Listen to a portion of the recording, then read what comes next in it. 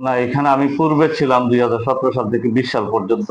আর এই পরবর্তী সময়ে আবার আসছি হলো 1/7/2024 থেকে, গত জুলাই থেকে এই পর্যন্ত আছি, 24 সালের জুলাই থেকে।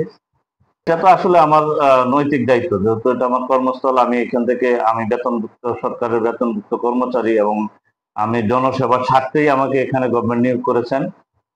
তো সেই হিসাবে আমার অবস্থান থেকে আমি চেষ্টা করি যে জনগণকে সর্বোচ্চ সেবাটা যাতে পৌঁছে দেওয়া। তার তো মনে হয় যে এখানকার জনগণ শতভাগ সন্তুষ্ট হওয়ার কথা। তারপরে যেহেতু পাবলিক সংশ্লিষ্ট কাজ, এখানে অনেক সময় আমাদের দেশের জনগণের কিন্তু আপনার অজ্ঞতার পরিমাণ অনেক বেশি। সেক্ষেত্রে দেখা যায় যে কিছু অনৈতিক দাবি পূরণ করতে না পারলে ওই ক্ষেত্রে হয়তো ওনারা অসন্তুষ্ট হয়। কিন্তু আসলে লিগেল দাবি নিয়ে যারা আসে, আমি আমার অবস্থান থেকে শতভাগ সেবা নিশ্চিত করার চেষ্টা করি।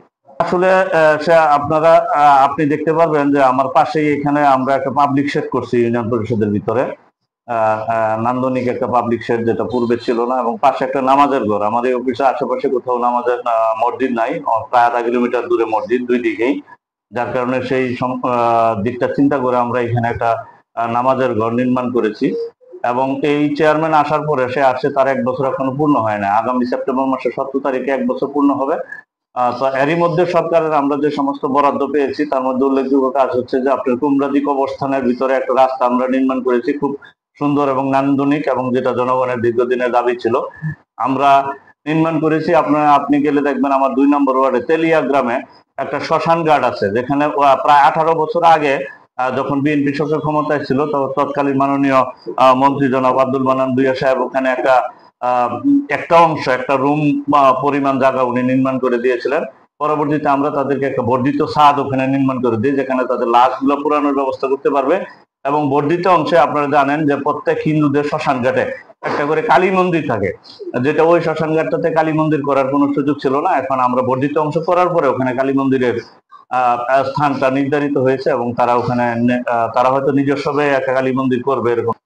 এইভাবে যে আমি অত্যন্ত আনন্দের সাথে জানাচ্ছি যে আমাদের মাননীয় বর্তমান যে জেলা প্রশাসক স্যার আছেন, উনি সম্ভবত আগামী 25 তারিখে আমার এখানে আসার কথা। এবং স্যার যদি আসেন তাহলে এই কাজগুলো, নান্দনিক কাজগুলো স্যার পাশে ইউনিয়ন পরিষদ থেকে একটু বের হলে সৈয়দনগর যাইতে আমার গায়ে, এখানে ঘনবসতিপূর্ণ একটা জায়গা, যে মানুষদের যাতায়াতের কোনো সুব্যবস্থা পূর্বে কখনোই ছিল না।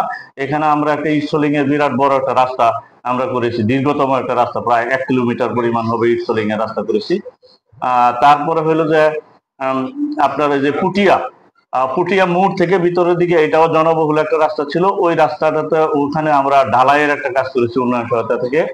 এবং আপনি গেলে দেখবেন যে আমাদের ভরতের গান্ধী মসজিদ বাজার বলে, ওখানে ওই এরিয়াটাতে আসলে ড্রেনেজ ব্যবস্থার খুব জটিল অবস্থা, যেটা মানে মানুষ পানি নিষ্কাশনের কোনো সুযোগ নেই, বৃষ্টি হলে পানি আটকে পড়ে। ওই জায়গায় আমরা দৃশ্যমান একটা ড্রেন আমরা করেছি এই চেয়ারম্যানের সময়।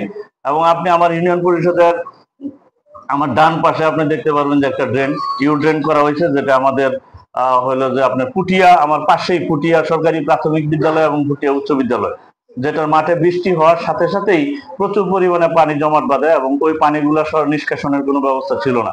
আমরা এই চেয়ারম্যানের সময়ে আমরা ইউনিয়ন পরিষদের ভিতর দিয়ে একটা ড্রেনেজ ব্যবস্থা করেছি, যেটা দিয়ে এখন স্কুলে পানি সরবরাহ। বেঞ্চ দিব, উচ্চ বিদ্যালয়গুলোতে বেঞ্চ দিব।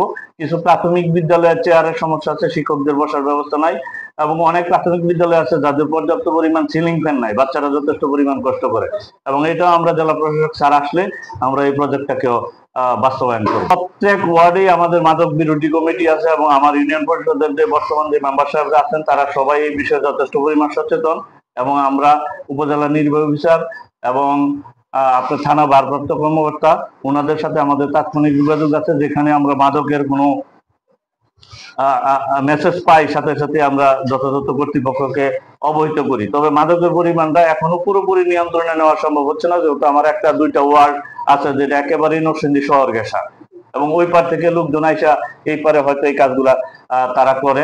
তো এই বিষয়ে আমরা যথেষ্ট সচেতন হচ্ছি। আর বাল্য বিবাহ আসলে আমার ইউনিয়নে এখন নাই বললেই চলে, অনেকটা শূন্য কোটায় নিয়ে আসছি আমরা।